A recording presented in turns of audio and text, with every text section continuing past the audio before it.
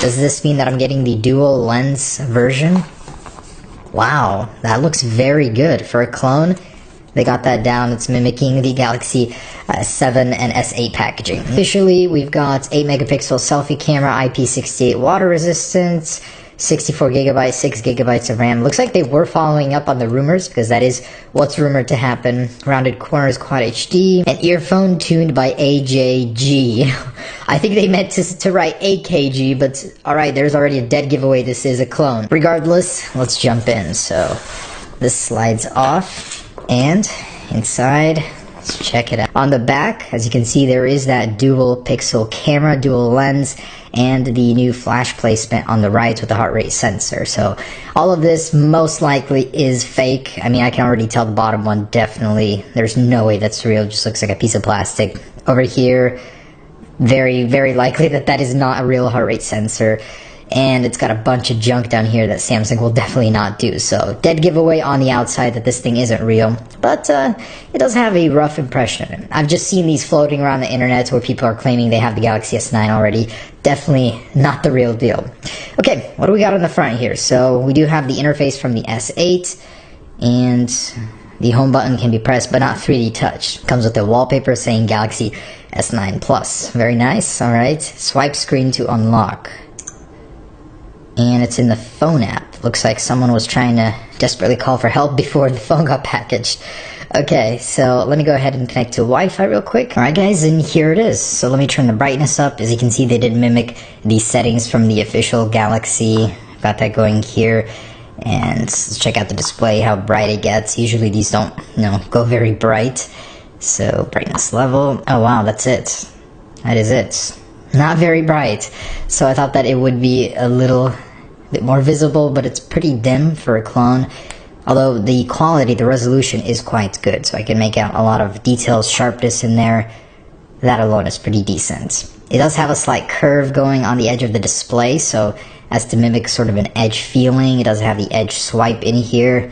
So they did do well on the design, but closely they imitated that. So we do have a swipe up to go into the menu, and everything is pretty responsive for a clone. I'm not used to seeing this sort of responsiveness. It's pretty snappy, I'd say. So going into the settings, let's check out what version this is running of Android. And Android 7.0, 8 core, highly doubt that. So we do have that edge swipe, and you are able to go through multiple pages here, set your own shortcuts.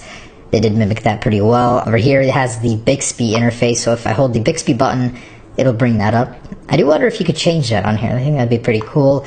Pretty decent, I'd say. I mean, it's very responsive. I like that. This is Android, so it's not like they're trying to copy Android. The iPhone clones are trying to copy the skin of the iPhone, so it's pretty basic, standard, clean Android version on here. Nothing really to show you guys that they tried to mimic. But let's go ahead and see the power, raw strength of this thing, the GPU and CPU performance. While that's installing, let's check out what's in here. So, knockoff Samsung charger, headphones tuned by AGJ or AJG, USB-C. Oh yeah, this thing does have a USB-C port, so they're on track with that. Super chunky here from the bottom. And actually comparing it to the Plus versions, you can see that one's a little thicker. Still though, this one's ridiculously chunky. Placements are pretty accurate though, so compared to the Galaxy S9, this thing is going to be pretty close, even before that's been released. Oh, not turned on. And actually, the fingerprint sensor location seems to be pretty great. Like, it's going to be better, easier accessible than the other one on the Galaxy S8 Plus. As you'll know, it's directly in the middle. You won't have to go searching for it. This one is definitely going to be a much appreciated change in the Galaxy S9, so I can't wait to use that in real life. Oh my gosh, what a overlook of detail. Over here, when you're trying to close the box, they literally did not make a slit for this little thing to go inside, so it's just flapping around here. That's literally how cheap they are with trying to produce the box. There, let's go ahead and check out a couple other things. First, the fingerprint sensor. So if it's real, because it does feel pretty genuine, I'm gonna go ahead and see if I'm able to scan my fingerprint. So let's see if that actually works. Give it a test here. I'm gonna lock the phone, and with the fingerprint on the back, oh, I do have to have it like this. Oh yeah, so that is ridiculously fast. I'm skeptical. Let me use a different finger. Oh wow.